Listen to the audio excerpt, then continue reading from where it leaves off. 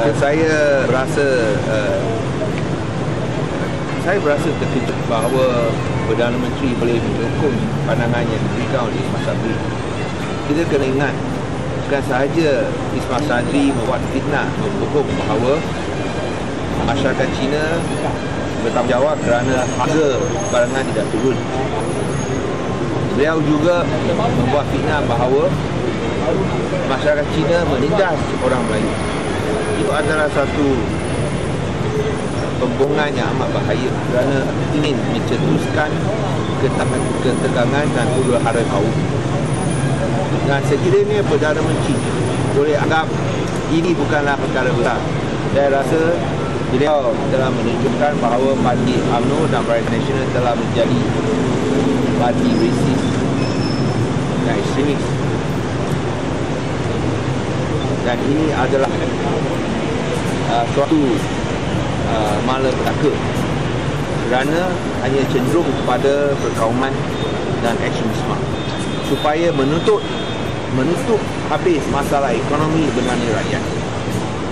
Harga barangan tak turun bukan sahaja oleh pedagang satu kaum, tapi oleh semua pedagang, tak kira bangsa, tak kira agama, iaitu pedagang Cina, pedagang India, pedagang Melayu. Dan sebab utama ialah kerana kerajaan sendiri tidak menurunkan harga barangan seperti TNB.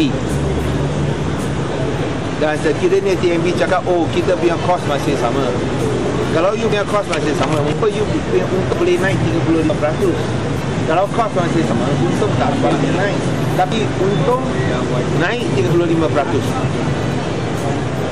kepada 2.35 bilion ringgit. So kalau untung boleh naik 35%, menunjukkan bahawa anda telah mengambil manfaat daripada penurunan harga minyak.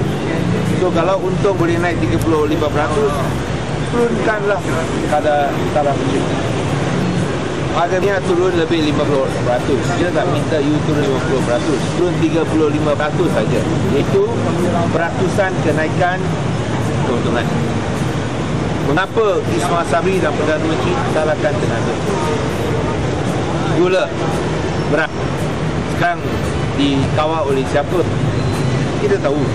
Gula Tanjung Syed Sultan dan Saudah. Beras di bawah Padi Beras Nasional. Semua di bawah kawalan kerajaan ataupun kroni-kroni mereka. Mengapa mereka kroni-kroni tak diperlukan? Ataupun tol-tol,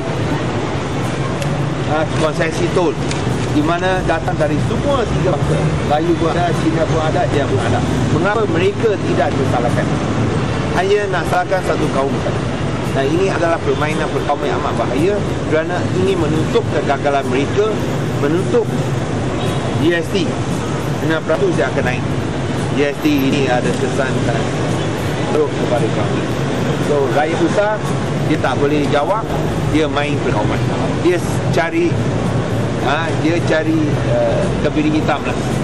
Dia panggil tai cui kau yang dia cari kebiri hitam untuk dipersalahkan supaya mereka boleh elak. Mereka tak perlu jawab kegagalan mereka. Dan kita terkejut bahawa Perdana Menteri sekarang dia telah buang satu Malaysia.